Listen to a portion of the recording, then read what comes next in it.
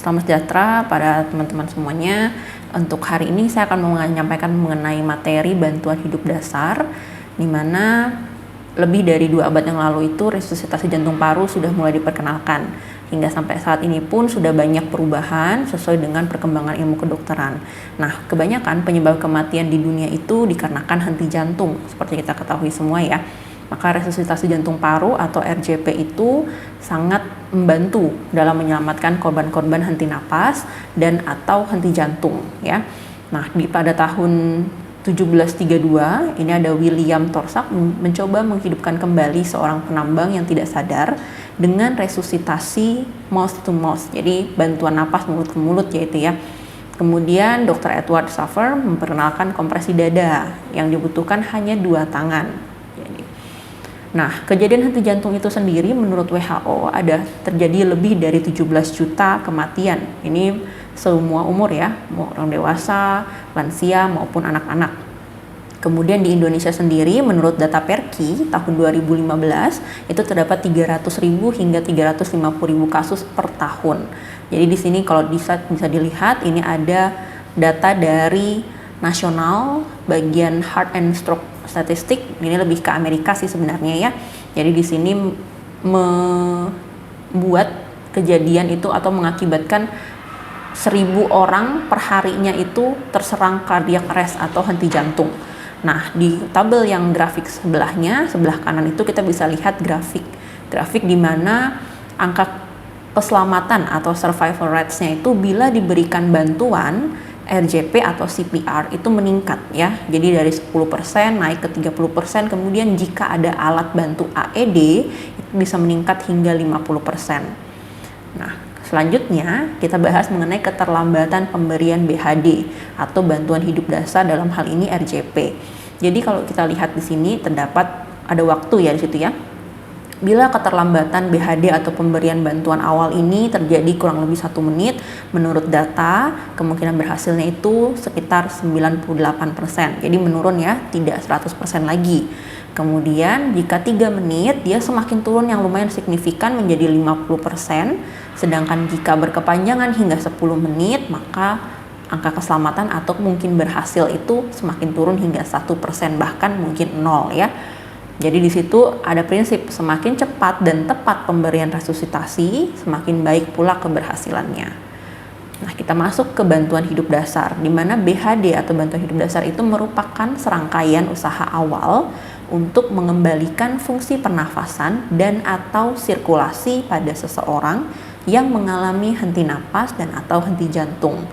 Jadi indikasi untuk pemberian bantuan hidup dasar itu adalah tenggelam, akut myocard infarct atau yang ada bilang gejala serangan jantung, kemudian stroke juga bisa, ada benda asing di saluran napas yang menghalang saluran napas hingga sesak dan sebagainya, dan lain-lain.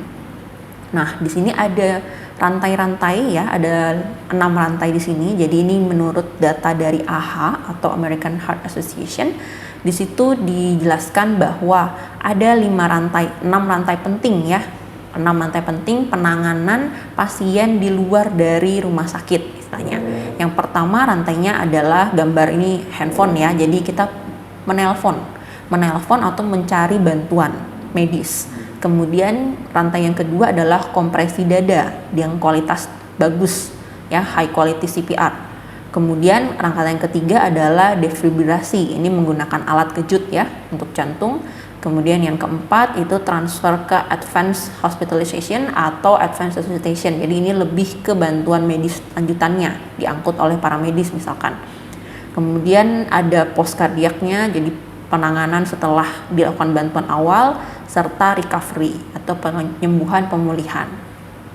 Jadi ini penting sekali untuk dijalankan secara baik dengan kualitas yang bagus pula dari awal sampai akhirnya. Nah, untuk langkah-langkah BHD sendiri itu ini lebih singkatnya disingkat menjadi DRCAB. Jadi tindakan yang harus dilakukan secara berurutan, yaitu yang pertama kita harus melihat danger.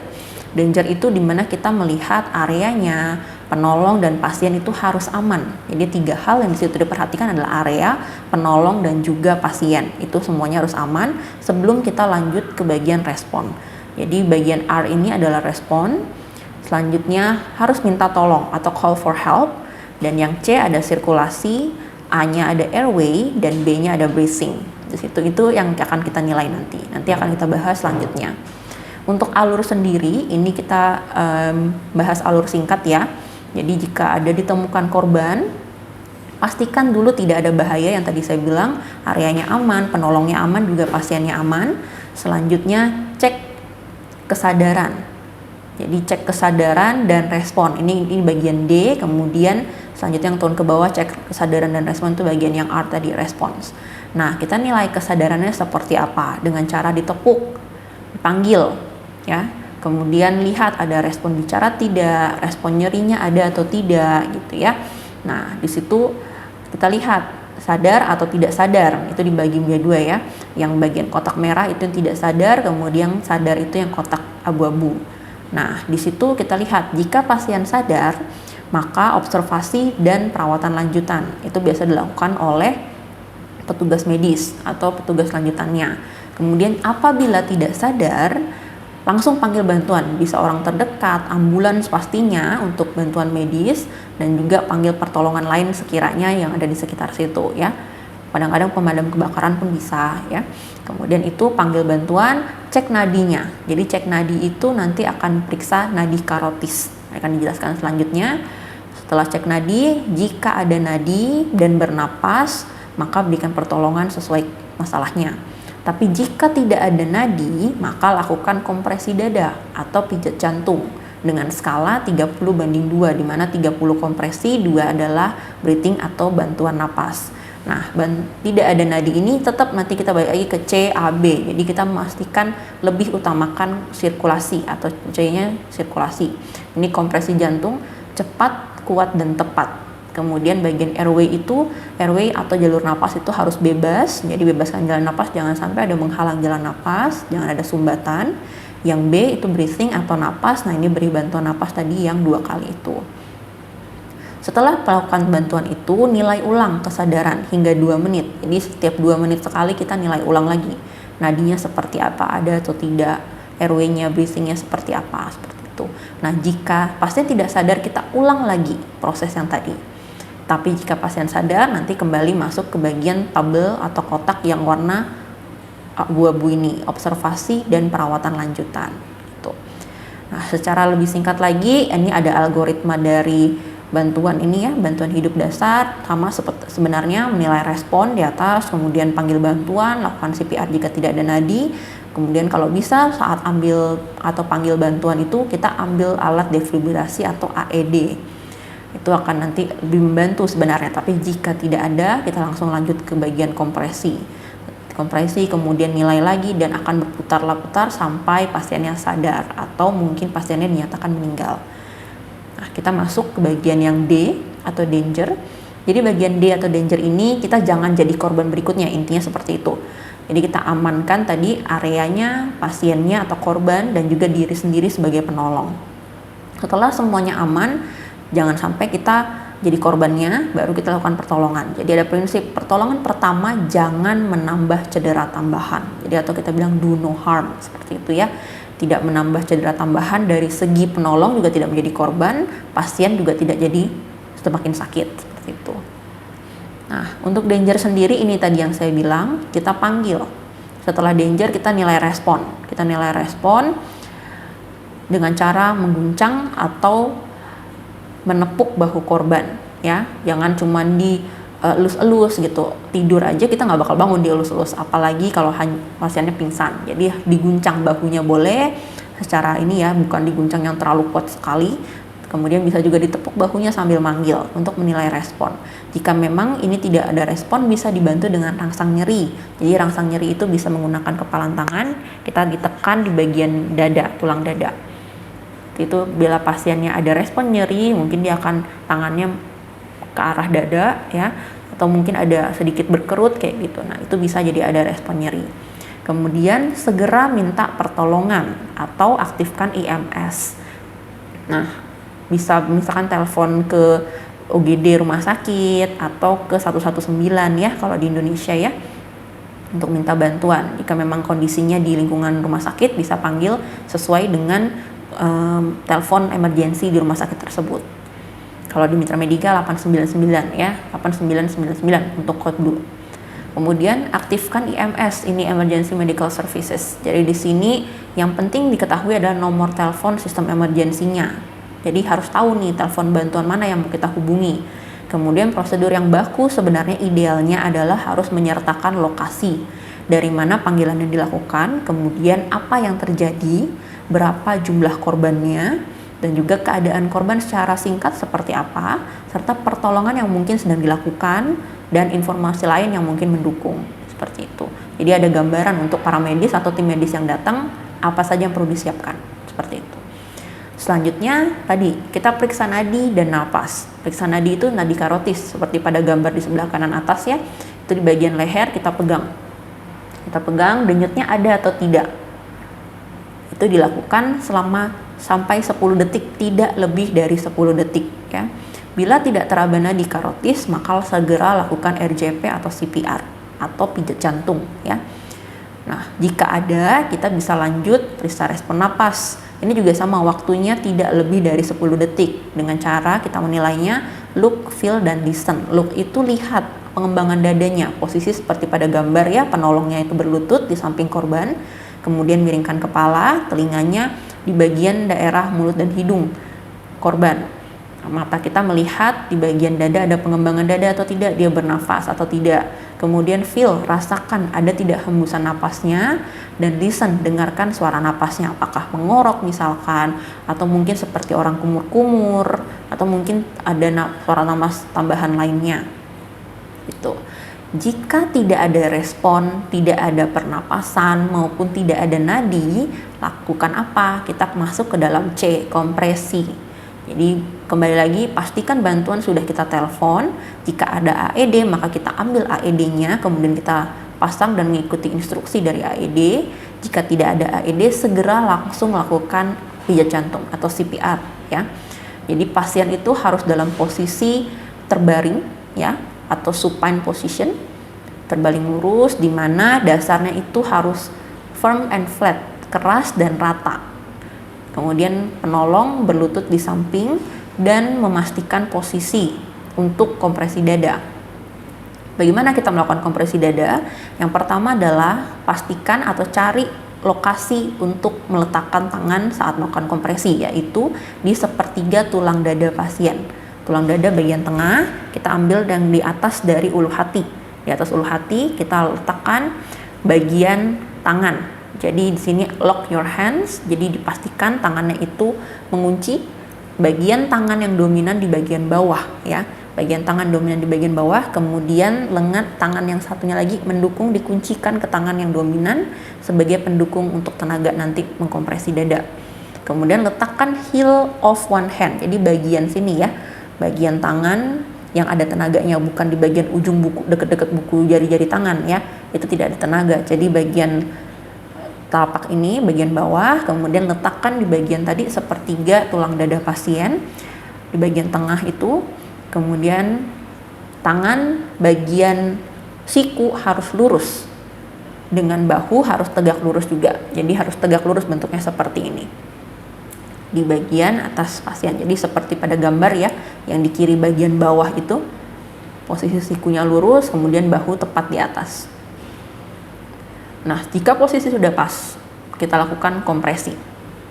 Kompresi itu kita menggunakan berat badan bagian atas kita. Jadi bukan hanya menggunakan tenaga, tapi menggunakan berat badan kita. Jadi berat badan di atas itu kita tekan ke bawah, kita jatuhkan ke bawah badan kita dengan posisi siku tetap lurus ya, tidak boleh membengkok. Kemudian tekan, turun ke bawah ke bagian dada secara keras dan cepat. Paling tidak sekitar 4-5 cm untuk dewasa, biasa kita 5 cm. Kemudian pada anak-anak mungkin sekitar 3-4 cm atau sepertiga dari lebar dinding dada. Dengan kecepatan 100-120 kali per menit, di mana itu dilakukan sebanyak 30 kali untuk satu siklusnya. Dan pastikan ada pengembangan dada yang full atau maksimal setiap selesai kompresi. Itu berfungsi untuk mengembalikan posisi jantung sehingga darah itu bisa masuk ke jantung secara full ya. Jadi kita tidak melepaskan tangan dari dada, tapi kita memastikan dada itu bisa kembali ke posisi maksimalnya, mengembang maksimal. Yang terakhir harus memastikan bahwa tidak ada interupsi atau gangguan, ya, sangat diminimalkan. Jadi posisi tadi pada gambar yang sebelah kanan bawahnya bisa dilihat. Nah, yang kita lihat tulangnya itu, yang kita tekan itu yang bagian warna biru. Itu posisi kita melakukan penekanan dan dikunci tangannya ya seperti pada gambar, sikunya harus lurus. Nah, pada bayi ini pada gambar yang di bagian kanan atas itu bisa menggunakan jempol maupun 2 jari ya, karena posisi pasien itu memang lebih kecil dibandingkan orang dewasa.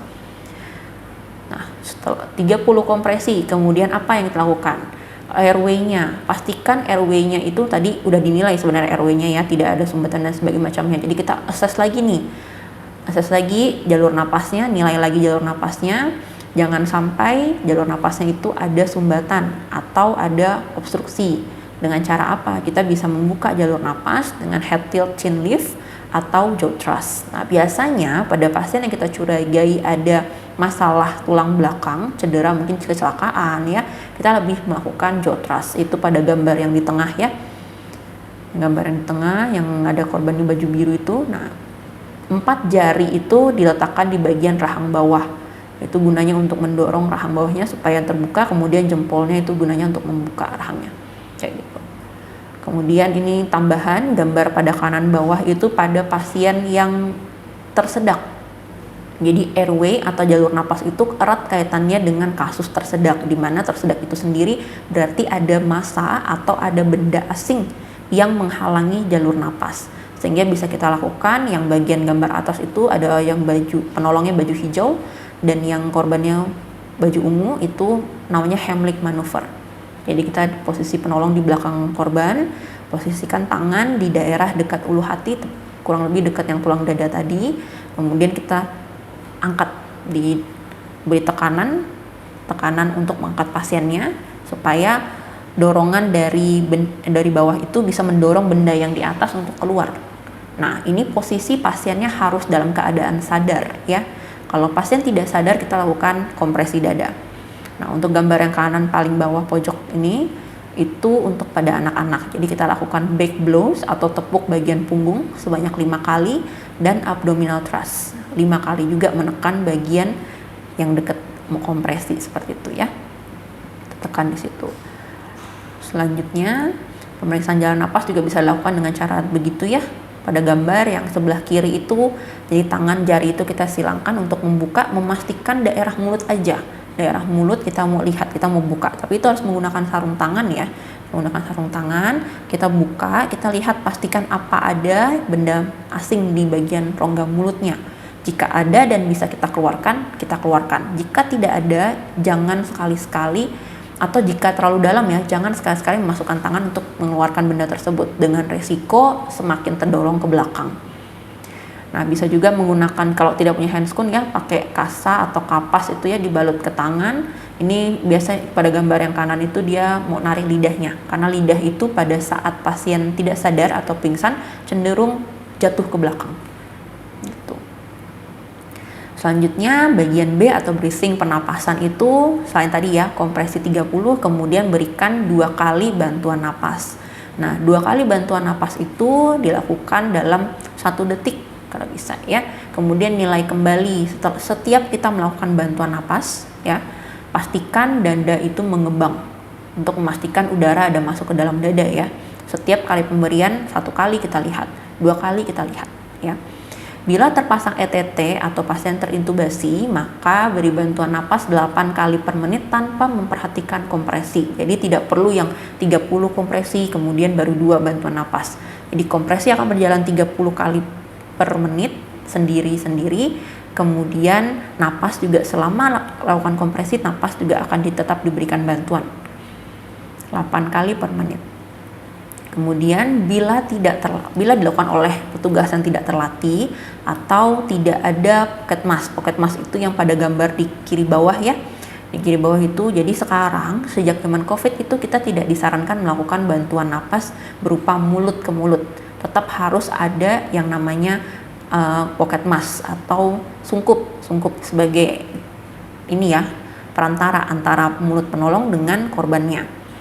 Jadi ini perantara juga untuk memastikan memang udara itu masuk dengan baik ya. Jadi pakai sungkup yang seperti ini.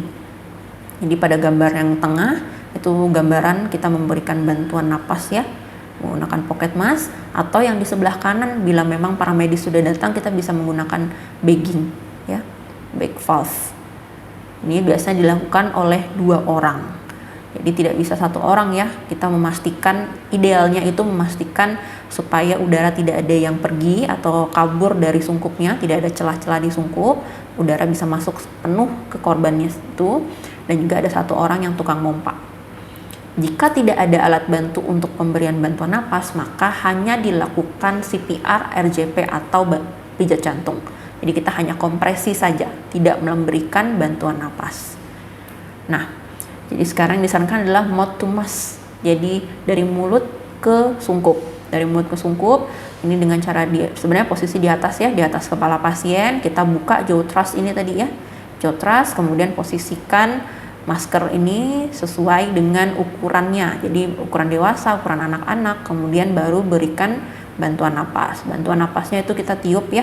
Kita tiup dari hembuskan udara eksalasi dari penolong melalui sungkup yang cocok, kemudian menutup lubang hidung dan mulut pasien dengan masknya itu sendiri. Di sini biasanya pemberian oksigennya hanya sekitar 16%, jadi rendah ya konsentrasinya. Selanjutnya ini ventilasi atau bantuan napas dengan bag valve tadi yang saya bilang dengan bagging ya. Ini biasa ideal dilakukan 2 orang. Ini bentuknya kantong karet elastis, jika dipompa menghasilkan sejumlah udara, jika dilepaskan otomatis dia dapat mengembang kembali. Kemudian menggunakan katup yang 1 arah, dan ini biasa ditambahkan atau disambungkan ke sumber oksigen. Jadi biasa oksigen sentral atau tabung oksigen itu bisa ya. Jadi nggak hanya bag ini aja, dia harus disambungkan ke oksigen, di mana di sini bisa memberikan kadar oksigen inspirasi sebanyak 60-80%. Nah, jika sudah memberikan bantuan napas, terus kita nilai, kita lanjutkan CPR-nya nih dengan berbandingan tadi yang saya bilang untuk dewasa 30:2 sebanyak 5 siklus. Jadi 5 siklus itu sekitar 2 menit, kemudian baru kita reassess atau evaluasi kembali. Di sini pun setelah saat mengevaluasi itu kita bisa bergantian ya antara yang memberikan bantuan napas dengan yang melakukan kompresi bisa tukaran. Jadi di sini interupsi yang bisa dilakukan hanya di sini. Setelah dalam reassess ini juga kurang dari 10 detik, tidak boleh terlalu panjang ya. Langsung kita lanjutkan kembali jika balik lagi tidak ada nadi maupun napas. Pada anak-anak bisa 15:2 jika terdapat 2 penolong, sama tetap 5 siklus dan 2 menit baru lakukan evaluasi. Ya. Nah, untuk evaluasi tadi setelah 5 siklus, nilai ulang sirkulasi, jika tidak ada sirkulasi maka teruskan RJP-nya. Jika ada sirkulasi tapi tidak ada napas, maka bisa diberikan bantuan napas 10-20 kali per menit, biasa disarankan dengan bag valve ya. Kemudian jika ada sirkulasi dan ada napas, maka lakukan atau pastikan posisi mantap pada korban. Pastikan tidak ada kecurigaan cedera servikal ya atau cedera bagian leher tulang belakang. Jaga jalan napas supaya tetap terbuka. Jangan sampai setelah ini pun nanti ternyata masih ada sumbatan, nanti dia henti napas atau sesak lagi. RJP atau CPR ini bisa dihentikan kapan? Yang pertama adalah ketika petugas medis yang terlatih sudah datang dan mengambil alih. Kemudian yang kedua, jika korbannya itu sudah bernapas dengan normal atau sudah kembali sirkulasinya, atau biasa kita dengar dengan ROSC, Return of Spontaneous Circulation. Kemudian yang ketiga, penolong atau misalkan yang memberi bantuan itu kelelahan dalam hal ini adalah yang benar-benar capek sekali sampai titik darah penghabisan misalkan ya, bukan yang hanya sekedar capek ada dikit gitu. Selanjutnya bila ada nadi tadi, kemudian jika memang ada tanda-tanda kematian pasti, kemudian jika dari keluarga atau dari kerabat korban bilang tidak usah lagi dilakukan pertolongan atau DNR, do not resuscitate. Di situ kita hentikan pertolongan atau resusitasinya. Nah, RJP atau CPR tidak dilakukan apabila tadi satu lagi tidak ada tulisan ya, ada tulisan DNR atau do not attempt resuscitation. Kemudian ada tanda kematian, itu kita tidak lakukan RJP, misalkan contohnya rigor mortis atau lebam mayat ya. Kemudian sebelumnya dengan fungsi vital yang sudah sangat jelek ya, dan udah memang dari pasien biasa ini sih diarahkan ke arah DNR, ke Karena DNR jadi keluarga yang memberi keputusan bahwa jika terjadi sesuatu pada pasien ini, ada henti jantung maupun henti napas, kita tidak memberikan bantuan resusitasi seperti itu. Atau bila menolong korban malah akan membahayakan penolongnya gitu. Balik lagi ke yang slide pertama, kita tidak menambah korban, do no harm. Kemudian jika semua sudah dilakukan, pasiennya sudah kembali ke sirkulasi yang baik, sudah bernapas juga, tadi ada saya sebutkan posisi mantap atau recovery position. Itu seperti apa? Nah, ini dia. Recovery position yang pertama, posisinya itu pasien kita bagian tangannya ya, tangan kanannya diangkat dulu, kemudian tangan kirinya ini yang posisi nomor 2, itu sebagian nanti akan jadi kayak model bantalan kepala nanti. Kemudian yang ketiga, kaki kiri kita angkat dan kita miringkan ke arah kita penolong, posisi 4. Jadi posisikan posisi miring ke sebelah kiri pasiennya. Nah, ini juga posisi untuk mencegah jika memang terjadi adanya aspirasi atau muntah pasiennya itu tidak masuk ke dalam saluran napas muntahannya, supaya tidak menambah masalah lagi, yang masalah baru. Jadi posisi ini juga pastikan tidak ada cedera lainnya, cedera tulang belakang misalkan, atau patah tulang. Nah, jika ada patah tulang, pastikan dulu patah tulangnya itu tertangani, dibidai mungkin ya, supaya tidak terlalu banyak pergerakan, baru bisa kita miringkan. Tapi kalau ada cedera servikal atau tulang belakang, posisi-posisi harus diperhatikan. Jadi kita harus minimalisir pergerakan. Ini untuk informasi, jadi ada yang tadi saya sebutkan AED atau Automated External Defibrillation. Jadi defibrillator ini fungsinya untuk memberikan kejut jantung. Kejut jantung di sini dia bisa digunakan untuk mendeteksi adanya irama jantung yang irregular atau tidak teratur, dan biasanya di sini nanti dia langsung dari alat ini akan memberikan shocknya. Jadi kayak ada memberikan aliran listrik ke bagian jantung. Bukan berarti alat ini akan melakukan RJP. RJP tetap dilakukan oleh penolong. Jadi dia hanya berfungsi untuk melakukan kejut jantung saja. Nah, ini tambahan untuk sumbatan jalan napas tadi. Jika ada sumbatan parsial atau sebagian, biasanya ini pasiennya masih bisa bersuara ya, masih bisa mengeluarkan suara, masih bisa minta tolong, pasiennya masih sadar. Nah, ini penanganannya bisa dilakukan yang tadi, ditepuk bagian punggungnya, back blow sebanyak 5 kali, dan juga abdominal thrust atau Heimlich maneuver nih yang bagian gambar B.